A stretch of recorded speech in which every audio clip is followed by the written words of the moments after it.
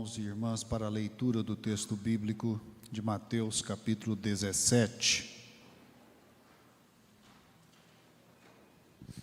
Mateus, capítulo 17, texto que nos fala a respeito da transfiguração.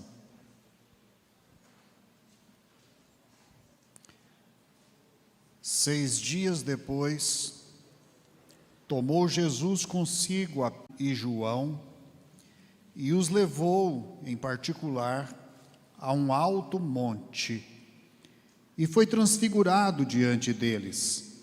O seu rosto resplandecia como o sol, suas vestes tornaram-se brancas como a luz. E eis que lhes apareceram Moisés e Elias, falando com ele.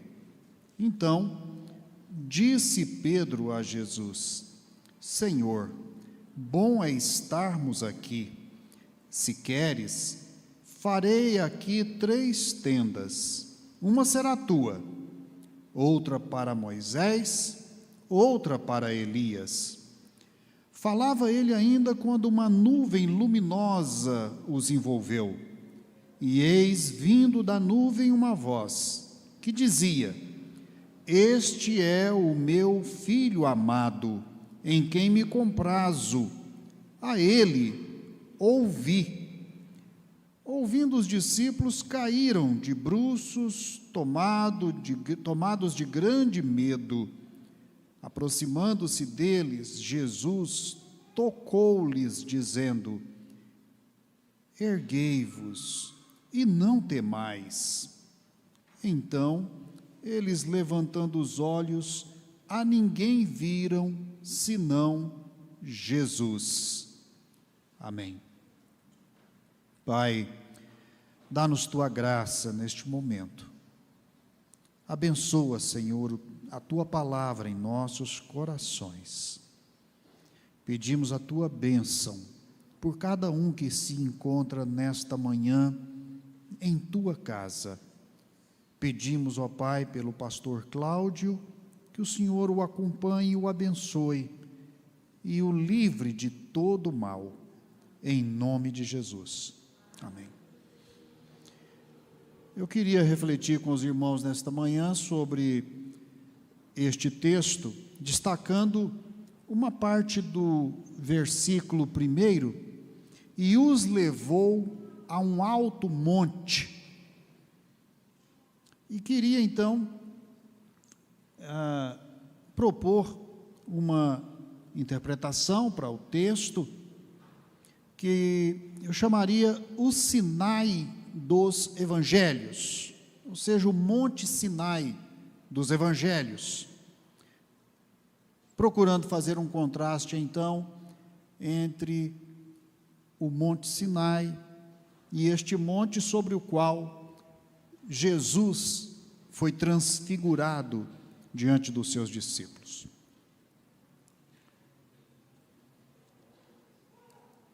Os montes no Antigo Testamento e agora também no Novo Testamento contam a história de Israel. Nós podemos ler a história do povo de Deus seguindo os montes que são referendados nas Escrituras.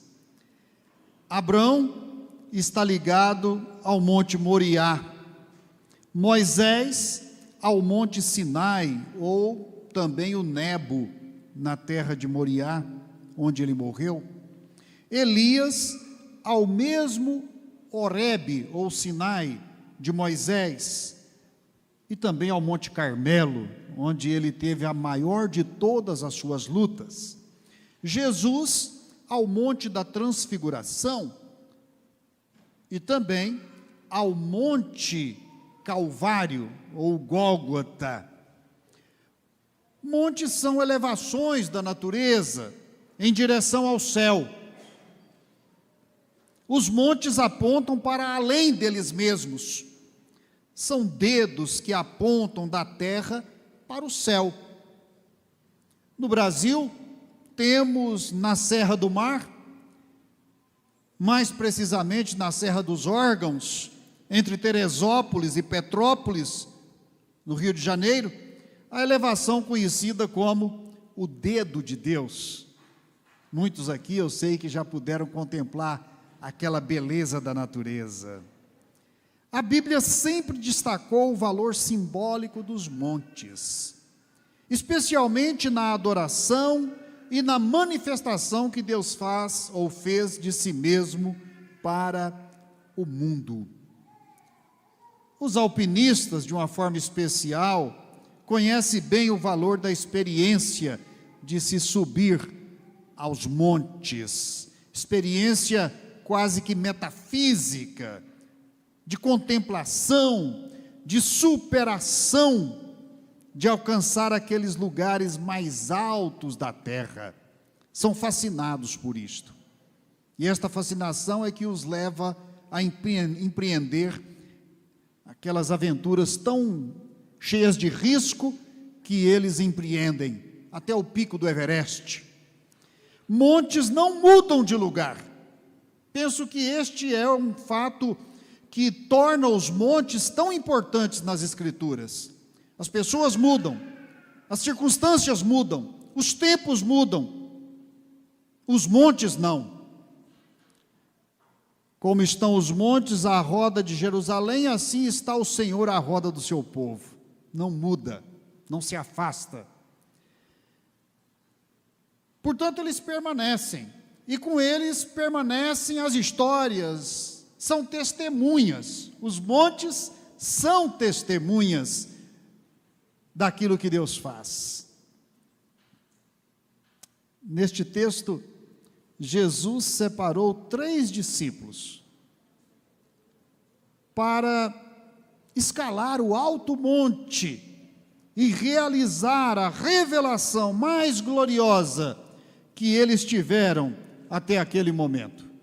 Nada superou esta visão que eles tiveram de Jesus transfigurando-se diante deles. Somente Jesus e os seus discípulos realizaram aquela experiência. Se olharmos o contexto do capítulo 17, observaremos que o capítulo 17 é uma resposta ao capítulo 16, porque ali os escribas pediram de Jesus um sinal, e Jesus não o deu. 6 dias depois disto, depois deste confronto com os escribas, Jesus adentrou na região que iria levá-lo e aos seus discípulos à elevada Cesareia de Filipe. Cesareia de Filipe ficava ao pé do monte mais elevado daquela região, que era o Monte Hermon. O Monte Hermon é testemunha de tudo que Deus fez desde Abraão até aqueles dias, porque era o monte, digamos, que olhava para a terra de Canaã e a contemplava em toda a sua plenitude.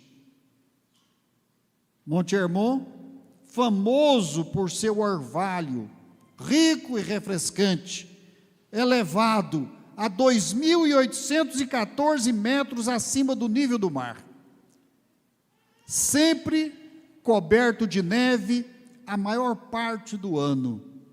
O alto monte de que se fala aqui então, Jesus os levou a um alto monte. Este alto monte pode ser uma das encostas deste Monte Hermon. Ele é símbolo das águas do Jordão. Ali estão as nascentes do Jordão e da fertilidade de Canaã. Canaã, parafraseando o dito sobre o Egito, é um presente do Jordão, é um presente do Hermon. Outro monte apontado como possível lugar desta transfiguração é o monte chamado Tabor, que fica mais para o centro-norte da Galileia, está na direção oposta ao Hermon, mais para o centro, a 17 quilômetros do Mar da Galileia. Tem sido indicado também como um possível lugar desta transfiguração. Mas não é isto, parece, que o registro aqui indica. Indica que Jesus está indo em direção ao Hermon, Cesareia de Filipe, que fica na encosta do Hermon, lá na parte mais alta desta terra. Jesus, portanto, viajou alguns dias, a distância é longa, com os seus discípulos, para esta região que ficaria no limite norte da terra de Israel, no extremo norte. E ali algumas coisas importantes são representadas então. Daquele extremo norte, Jesus desce com o objetivo de morrer em Jerusalém. Para Mateus, este é o ponto de virada.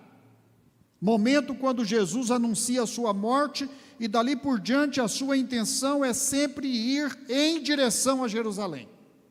E Mateus registra esta jornada de Jesus para morrer pelos nossos pecados no monte do Gólgota.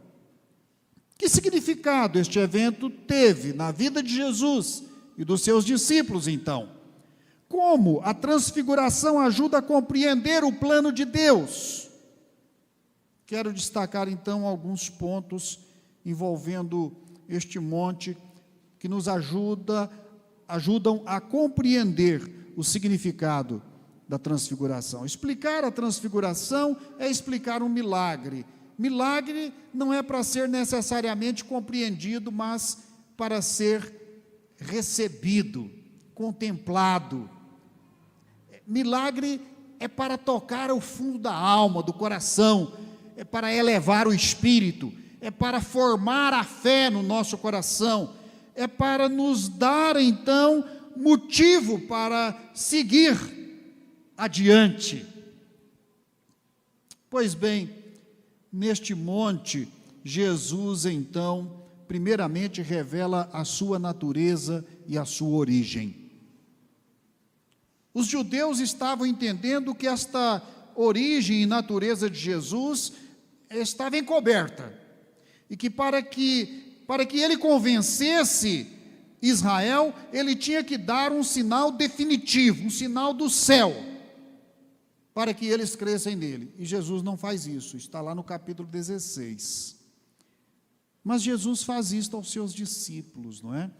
Os judeus pedem um sinal definitivo sobre a divindade de Jesus. Jesus nega, não o dá, mas em seguida toma a direção deste monte elevado e ali Jesus se transfigura diante dos seus discípulos. Ou seja, o melhor de Jesus está para aqueles que creem nele, para aqueles que o seguem, para aqueles que o obedecem, para aqueles que o amam, não para os curiosos. No monte Jesus se reúne. Que reunião! Ele se reúne com Moisés e com Elias. E o que eles conversaram?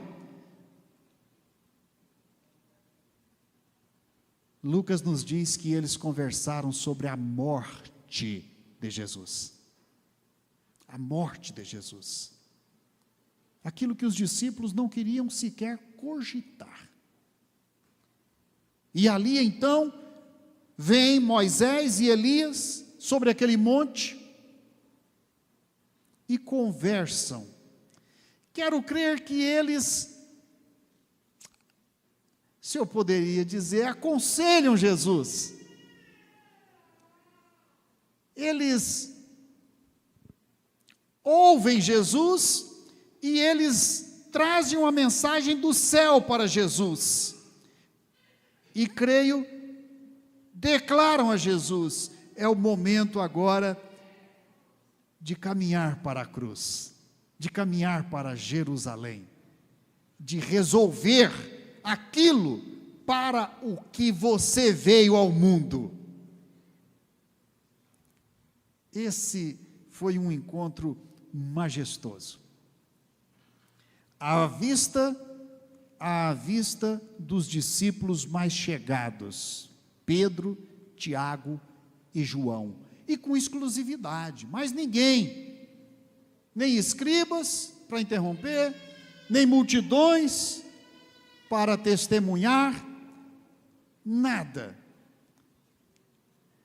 Este sinal os judeus não puderam ver. Este sinal revela o segredo da natureza divina de Jesus. Jesus sai por um instante, o texto diz que ele se transfigurou, mas é uma palavra que ela tem uma conotação de que Jesus, por um instante, ele ultrapassou a sua figuração humana e ele se manifesta na sua figuração divina.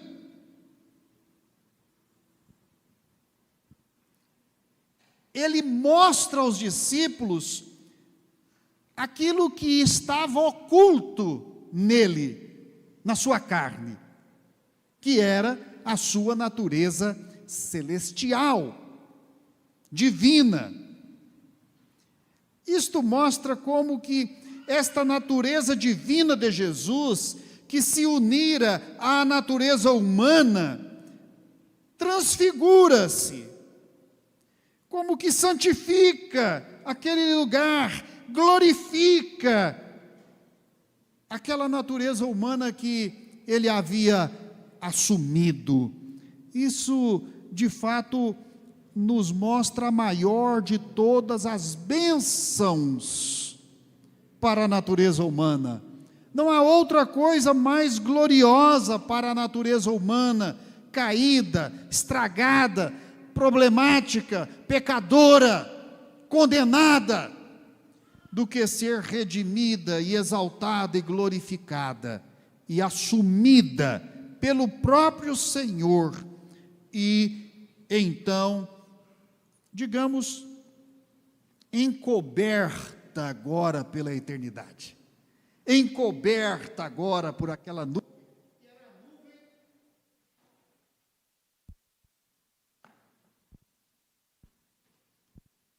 A nuvem da presença do Senhor. Deus cobre aquele cume do lugar onde eles estavam, como cobrira no Antigo Testamento o cume do Sinai. É Cristo em sua natureza plena, mostrando que Ele era Deus,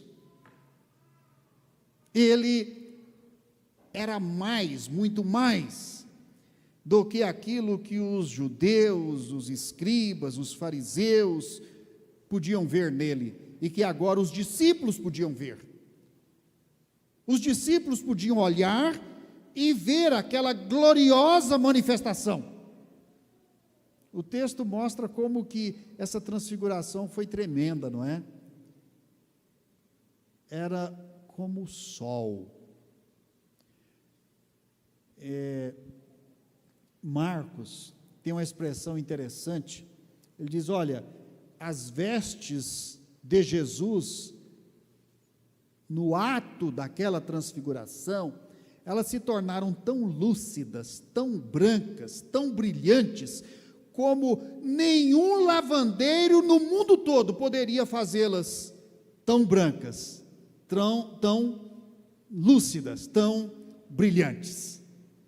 Ou seja, não havia para Marcos, na dimensão de todo o mundo, nenhuma possibilidade, nenhuma capacidade que pudesse fazer com que as vestes de um ser humano se tornassem tão gloriosas e santas como aquelas que apareceram na transfiguração de Jesus. Ou seja, ele não era obra humana. Sua santidade, sua glória não era o resultado de obra humana. Era a própria divindade se manifestando. Que maravilha! Naquele monte, há um outro fato a ser também aqui ponderado. Naquele monte o Pai fala. O Pai se pronuncia. O próprio Pai se revela. E o Pai então diz para os discípulos: este é o meu filho amado,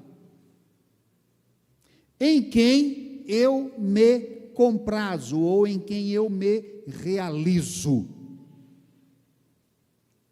Agora, ou de agora em diante, a ele ouvireis. Isso representa uma transição muito importante na revelação bíblica, porque agora Jesus é nomeado pelo Pai como o novo mediador. Ali estavam Moisés e Elias, os mediadores da lei e da profecia. Mas agora Deus institui o Filho como o novo mediador. Aos discípulos,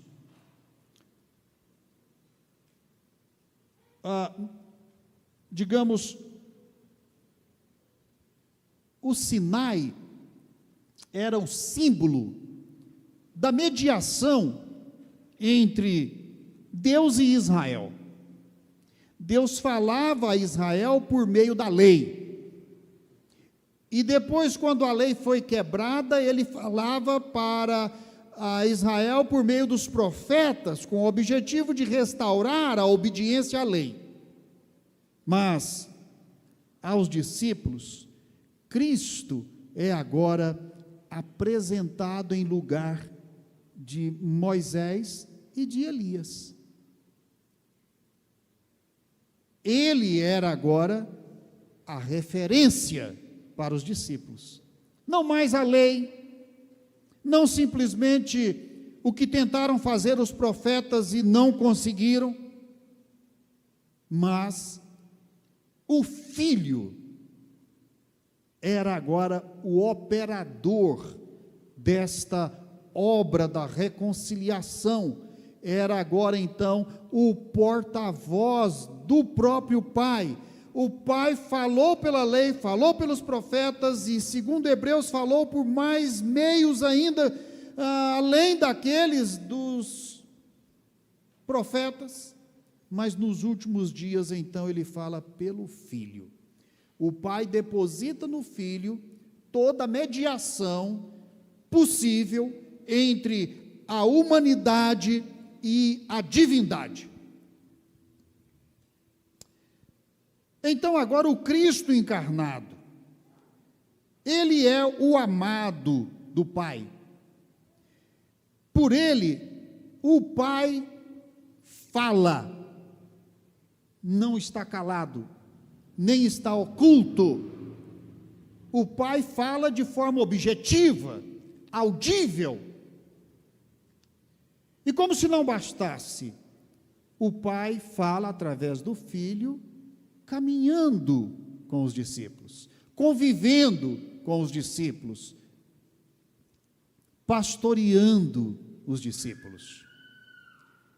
Este é o meu Filho amado, a ele ouvireis. Bem, um terceiro aspecto é que agora aquele monte representa a abolição de todas as tendas ou lugares onde pudesse ser realizado o encontro entre o homem e Deus. E isto é manifesto aqui numa atitude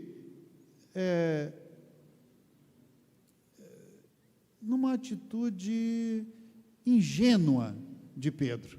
Eles ficaram de uma forma tal, extasiados com aquilo que estavam vendo, que Pedro interrompe, o texto diz exatamente isso, interrompe a conversa de Jesus com Moisés e Elias, entra na conversa de forma abrupta e diz: Senhor, bom é estarmos aqui.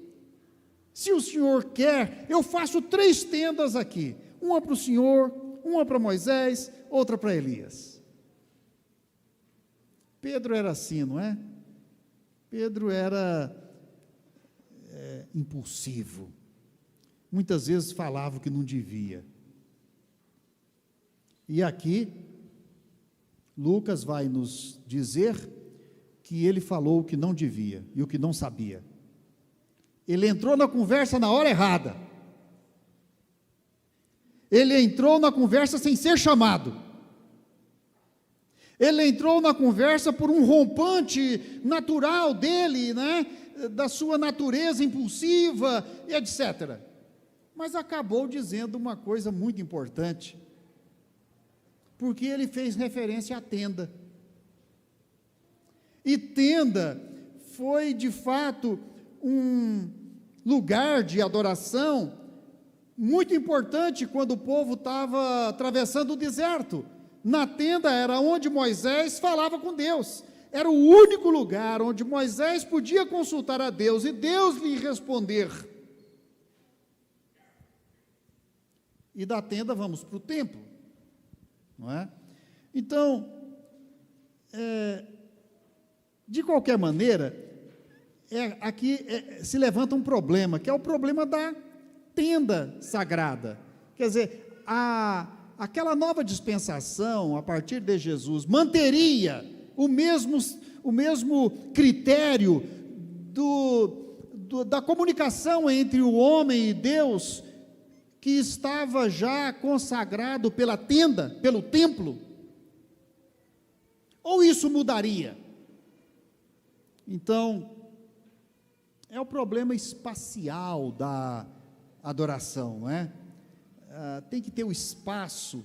No Antigo Testamento, nós sabemos, Deus disse: olha, a tenda será colocada no lugar que eu escolher, o templo será construído no lugar que eu indicar.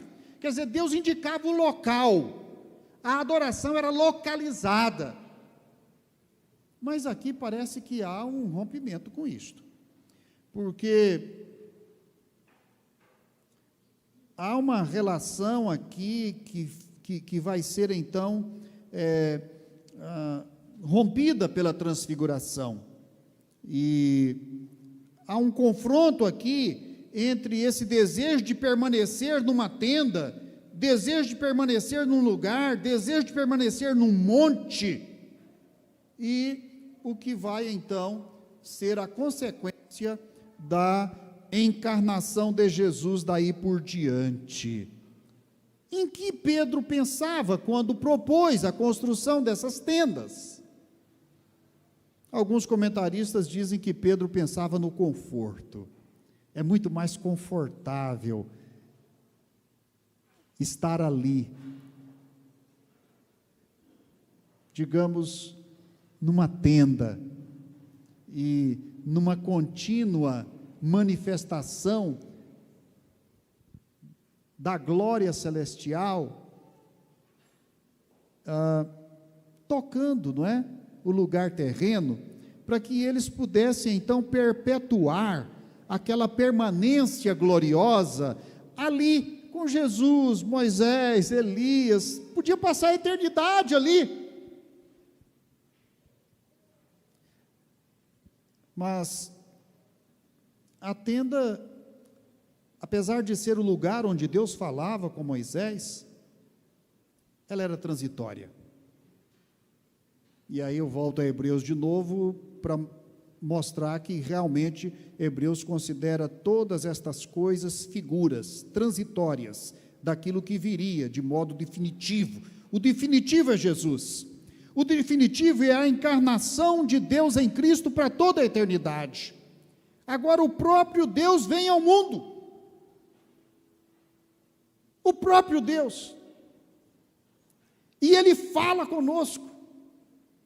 Agora não há mais espaço para os montes, para as tendas. Jesus diz isto à mulher samaritana, não é?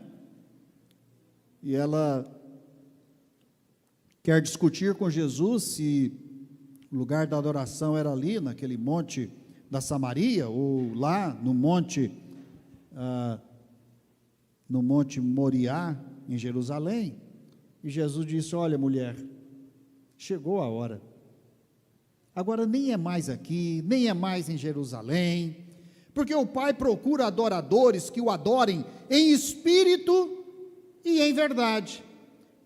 Ora, são duas palavras importantes, porque o espírito não está restrito à espacialidade. Jesus começa a quebrar isso ali na mulher samaritana, e aqui ele consuma isto. E ele não aceita a proposta de Pedro. Ele não abona, não estimula, porque ele sabia que agora as tendas são passado. A noção espacial de adoração é passado. Em qualquer lugar, você pode conversar com Deus. Em qualquer lugar você pode louvar, adorar, orar. Porque o próprio Cristo é a tenda. Eu sei que alguns aqui vão entender melhor o que eu estou dizendo, pastor Aldimar, Roberto, Elias, e a palavra que João usa para a encarnação de Cristo é a palavra tenda. Ele tabernaculou entre nós. Ou seja, não é a tenda de Moisés, não é o templo de Jerusalém, o próprio Cristo é o lugar da adoração. É o nosso alvo da adoração, é o nosso Deus, é o nosso Senhor. O próprio Cristo é o receptor da nossa adoração. Não há mediação, Ele é o mediador, e Ele é o próprio Deus. Portanto, isso explica por que Pedro, lá no seu discurso de Atos, ele vai dizer: olha, não há outro mediador entre Deus e os homens, nenhum outro nome há dado entre Deus e os homens, agora é exclusivamente por meio de Jesus, e Jesus ressuscitou, e Jesus agora pode estar em todos os lugares, em qualquer lugar, e para qualquer pessoa. Que coisa maravilhosa! Então a transfiguração quebra com este paradigma da localidade da adoração. Toda a terra é do Senhor, qualquer lugar é próprio para a adoração, ainda que nós, por conta da nossa limitação humana, precisemos de lugares onde possamos nos reunir. Isso é mais que natural. E a igreja, ela, vamos dizer, foi concedido a ela a graça de poder ter estes lugares onde ela se reunia, a princípio de casa em casa, porque não tinha templos. Depois passou a se reunir em sinagogas, mas no livro de Atos, mesmo ali, nós lemos que a igreja estava no templo, não no interior do templo, mas no alpendre do templo, se reunindo diariamente para testemunho do Evangelho. Bem, então o monte rompe com isso, a transfiguração rompe com isso. Por último, a transfiguração é o lugar onde Jesus revela a sua total harmonia entre lei, profetas e toda a revelação. Quer dizer, a transfiguração, ela reúne ali todo o espectro da revelação divina. Reúne o aspecto da lei, o aspecto da profecia, o Deus Pai que ali está presente, os discípulos que estão ali contemplando toda aquela maravilha. E isso significa então que Jesus, que é o centro da transfiguração, ele é o ponto de integração de todos os demais pontos da história da salvação, em um só lugar. O Pai, o Filho, os servos, e aí a figura da nuvem. A nuvem que veio sobre eles e como que os abarcou debaixo de um mesmo Deus e Pai e de uma mesma revelação, o Filho. Por isso, quando nós estamos diante das Escrituras, nós estamos diante de algo único, harmonioso, edificante, que enriquece nosso coração e nossa alma com o conhecimento de Deus, onde não há contradições, onde tudo segue o mesmo leito deste rio da revelação, que por onde passa vai produzindo frutos, edificando, fertilizando, abençoando, e tudo em unidade. A revelação é uma unidade. Concluindo aqui, meus irmãos, duas reações dos discípulos interessaram ao evangelista neste texto: a euforia de Pedro e o medo. Diante da transfiguração, houve um momento de euforia, parece que eles ficaram extasiados, e não queriam outra coisa, senão permanecerem ali onde estavam por todo o resto de suas vidas e eternidade. Mas quando o Pai fala, este é o meu Filho amado, a ele ouvireis, eles perceberam que havia algo mais, além do mero espetáculo da transfiguração, que o próprio Deus oculto pelos séculos dos séculos estava se manifestando e falando naquele momento. E aí a euforia cede lugar ao medo. O medo. Parecido com aquele medo que Pedro manifestou quando da pesca milagrosa. E ele se ajoelhou aos pés de Jesus e disse: Senhor, afasta-te de mim, porque eu sou um homem pecador.